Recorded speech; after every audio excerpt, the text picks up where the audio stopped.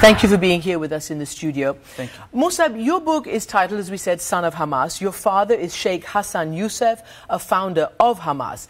In the book, though, you said that you collaborated with Shin Bet, the Israeli intelligence agency. How did that happen? Why did that happen? That happened when they offered me to work for them when I was arrested in 1996. And I accepted their offer. My goal was to be a double agent and attack them from inside. So you started off saying that this is the enemy, they've arrested me, they're against the Palestinians, I'm going to attack them by pretending to work for them. Yes.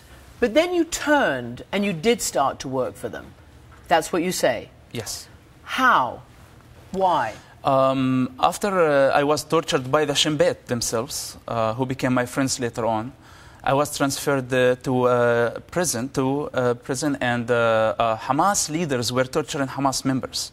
So you're in jail, and you're seeing things in jail that turn you off Hamas, your people. Yes, so I became confused about that, about who's really my enemy, and everybody is torturing everybody. Now, when I was released from jail, I decided I don't want to work for Shin Bet, I don't want to work for Hamas either. But I wanted to finish my promise to the Shin Bet respectfully. So I accepted to meet them, and I was surprised with the first rules that they gave me. What did you promise them? I promised to work for them. They didn't know that I wanted to be a double agent. So I didn't want just to turn my back. I wanted to meet them at least for once or a couple of times and say, I'm sorry, I cannot work for you. And what did you want to do for them? I was asked to collect information about suicide bombers and terrorists. Were you doing this for money? My goal wasn't to do it for money. It was to do it for my people, to attack Shin Bet, my enemies, who tortured me, who arrested my father, who killed our people. So, of course, it wasn't for money. But the question is, you sound confused. You say that you wanted to be a double agent, you wanted to attack Shin Bet. That's why you were pretending to work for them, but then you decided really to work for them. That's what you say in your book. Yes. Why? What was your agenda?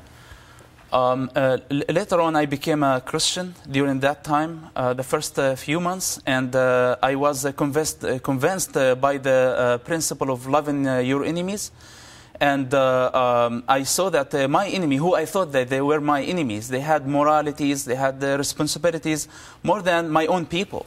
So you're saying that you found that the Israeli intelligence agency had more morality than your own people, than your own Palestinians. That's what you're saying? Yes, I did. And it was a moral issue for me. My people don't understand this because they didn't have the same experience. At least the Shin Bet is an organization that committed to the Constitution. They have their own rules, and they respect the rules.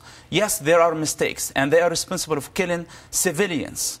And I admit that. And I'm witnessing for things like this, but this doesn't make them thirsty to kill Palestinians. Now, what Hamas is having something absolutely different.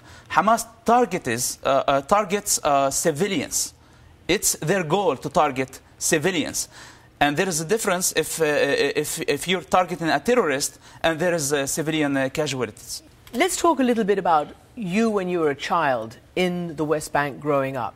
The first Intifada happened in 1987. How old were you then? I was 9 years old.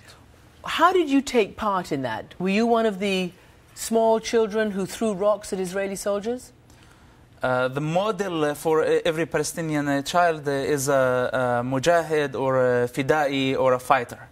So, of course, I wanted to be one at that point of my life. It's not my only dream. It's every child dream in that territory. So what were you doing there during the first Intifada? We participated in throwing stones even when I was a child. I was arrested when I was 10 years old. I was beaten by settlers and kidnapped, in fact, for throwing stones on settlers.